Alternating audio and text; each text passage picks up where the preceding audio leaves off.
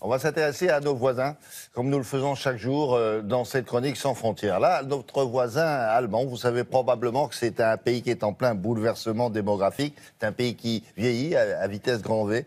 Et sans l'arrivée de nombreux étrangers, eh bien, il se dépeuplerait tout aussi vite. Alors bref, l'Allemagne est devenue un pays d'immigration, comme le fut les États-Unis, à partir du 19e siècle. Bonjour Amaury. Chaque jour, de nouveaux chiffres viennent confirmer ce statut de pays d'immigration. Oui, bonjour William, bonjour à tous. Effectivement, c'est très frappant quand on regarde les chiffres de la population.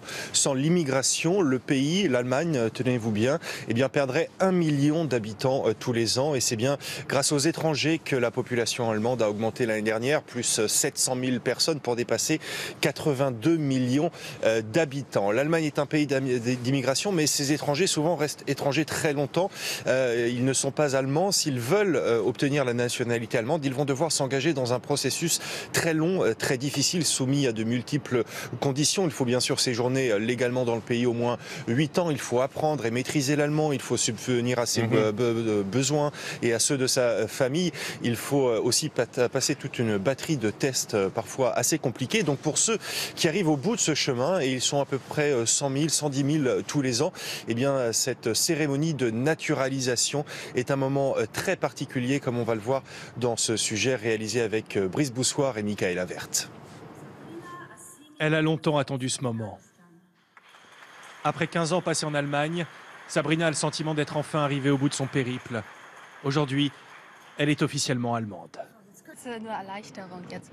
C'est un soulagement d'avoir enfin une nationalité à moi. C'est super.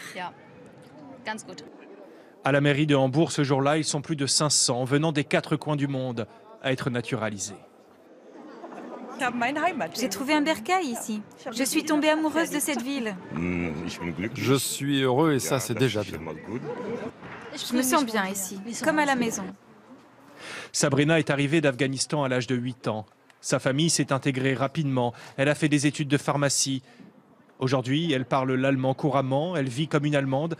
Alors pour sa meilleure amie, le fait qu'elle ait obtenu la nationalité n'est qu'un tout petit détail. Pour moi, ça ne change rien qu'elle ait un passeport allemand ou pas. On a souvent fait des blagues là-dessus, comme quand on regardait le foot. Je lui disais « Vas-y, mets-toi debout et chante ton hymne national ». Et elle me disait « Vas-y, toi aussi, lève-toi et chante ». Pour le maire de Hambourg, l'histoire de Sabrina et celle des autres montre que l'intégration peut fonctionner. Si on regarde dans les yeux de ces femmes, de ces hommes, de ces enfants, on voit que notre société est une société d'espoir et qu'il faut préserver cela. J'espère que tous ceux qui viennent d'arriver seront incités par ce genre de cérémonie à suivre le même chemin. Avant de repartir, ils ont fait une dernière photo, dernier souvenir d'une cérémonie mémorable, le premier jour de leur nouvelle vie d'Allemand.